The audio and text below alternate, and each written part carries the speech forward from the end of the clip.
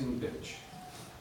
Part 3. At Fogrant bus station, momentous connections are almost made.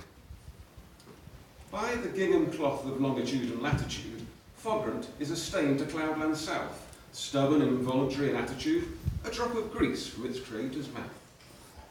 Translated from the near-forgotten early cloudish tongue, Fogrant's ancient civic motto proudly stands at every exit from the city, carved on monumental stones. Now kindly don't forget to wash your hands. If Fogrant's lanes are arteries, its black canal its lungs, mephitic parks its cancer cells, its folk a wagging tongue, then this must be its evil brain, the place where buses run. The pointless people huddled there, the sense of tacky, grim despair, shoppers grasping plastic bags, listless school kids, strange men, hags, returning to their shabby hovels. Exhaust fumes choke the stinky air. Were we to seize those shopping bags and spill their secret contents on the ground? Would we find the broken fragments of some kind of once shared dream being borne away and buried underground, buried in the heedless, icy ground?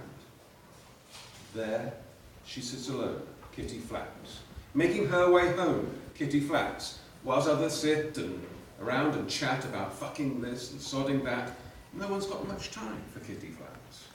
Her thoughts her own, ne'er spoke nor heard, no friend she can confide in, and like a big bus terminal, the world's place to hide in. 16 and slight, and not very bright, with breasts flat as pancakes, her life seems a hard place. Poor Kitty Flaps, Kitty Flaps, Kitty Flaps. She watched the town vacate its bowels as each bus pulled away. Some goblins left for Scrotus State, a troll for Tooting Gay.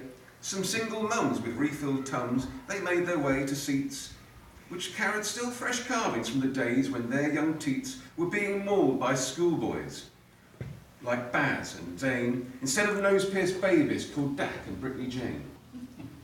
A specky boy sat reading a book. Kitty gave him a sideways look. He seems exciting, The poor girl thought, clutching the single she'd just bought. Please Notice Me by Dwayne Malone. She danced to it when she got home, her bedroom door shut on her own. The boy got the bus to Bender's End. Her love affair was at an end. he never even saw me. Thought Kitty. Nor did two bent figures hurrying through the throng. Keep tight hold of your shopping bill rather than your dong.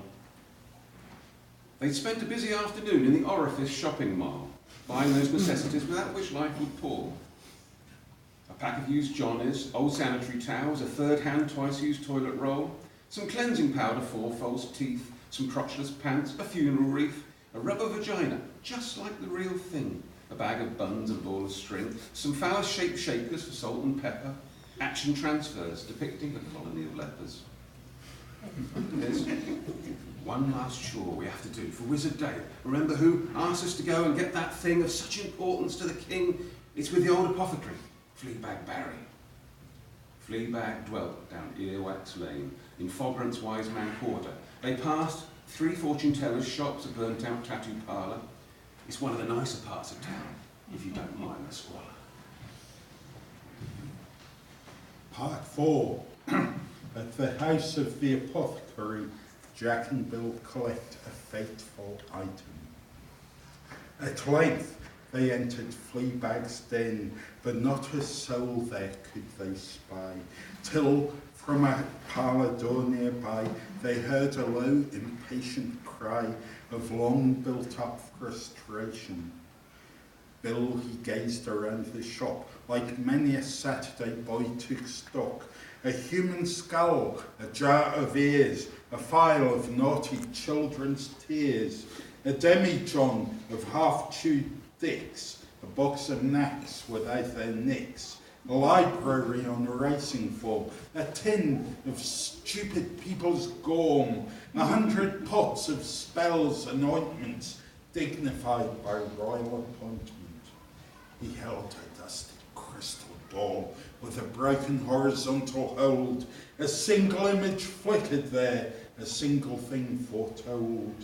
He saw a faint but female form run as through a dream. A caption said, "Bet Empress Dread at Kempton 3:15. Jack gave a knock at the parlour door, then stopped and peered inside. "I'll be with you in a minute, mate," the apothecary cried. "Just hold on, I'll not keep you waiting. I'll be through when I've finished masturbating." A floorboard creaks, a wheeze, a sigh, a throaty cry of "War!" The furtive sounds of self-abuse rebounded round the store.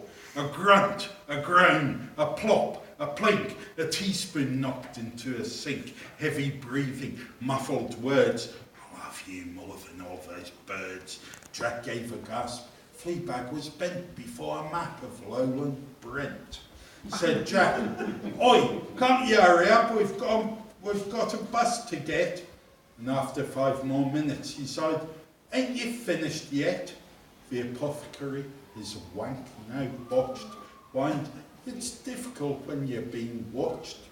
"Quick, Bill," called Jack, "get over here. We've got to help this chap. The only sorts of curves he craves are contours on a map. He'd swap the best pornography for dusty old cartography." A flash of Cloudwin's favourite pin-up, Granny D-Cup, did the trick. Jack seldom ever left the house without his treasured, well-worn pick. Fleabag, buttoning up his fly, a knowing twinkle in his eye, said, "How can I help you out then, boys? Some ointment for the hemorrhoids?" Jack looked about and dropped his voice to a breath. Dropped his voice as if death itself was listening keenly in. "We've come on a quest for Wizard Dave. Be cautious, careful, please." But Bill, impatient, butted in. "The foreground amulet, please." "Hush, hush," warned Fleabag. "Stay your tongue. Of this you must not speak, for all around are watching eyes intent to gain this sacred prize. But yes, I've got it, and it's mended. I've straightened it where it was bended when Dave sat on it last week. The legends tell, from what I hear, the mother fecal shall appear, should this queer amulet befall into the hands of those who call themselves her daughters.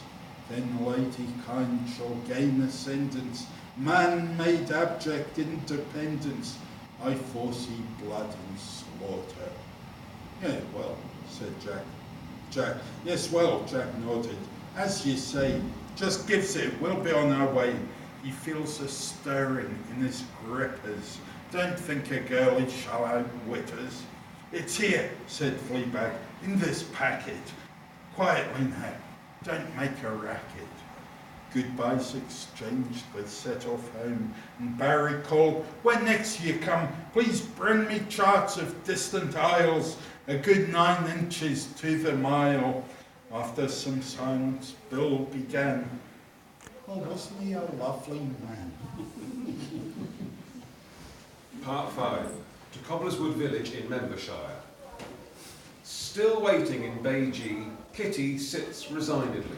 The bus must come some time or other to take her home to her ailing mother. No point complaining, it made no difference. She was a thing of little consequence, and knew it. In all things meek, passive and compliant, why, here comes Jack and the oafish giant. The driver of the 46, Leslie Fatboy Jeevons, cried, "All aboard for Cobblerswood, the Mire and Nether regions." He settled in his burnished seat, kicked his wellies from his feet, took the money from the throng, and pulling out, burst into song. The song of Leslie Jeevons. "Oh, give me the life of a travelling man, and I'll give you a cheery smile, for it's rickety-tickety-tickety every rickety-tickety mile. Yes, climb aboard the big red bus, you're sure of a safe arrival, unless the system grinds to a halt, but I haven't got change of a fiver." The bus trembled through Scroter State, where scrawny locals lay in wait, devising Leslie Jeevons' fate. "Let's smear excreta on his pate, let's hide his glasses, shorter one." But then the louts are overcome by one dejection and ennui. No, let's all just go with fatigue. They felt sad for how they behaved, and as the bus drove by, just waved. Then once he'd left the stinking town, Jeevons quickly put on speed. Must get back before the shop shuts, there's some groceries I need. At length he reaches Cobblerswood, the village shop still open. Good. passengers climb down the stairs and set off home in their threes or pairs, except Kitty, who stands on her own and stares and stares and stares.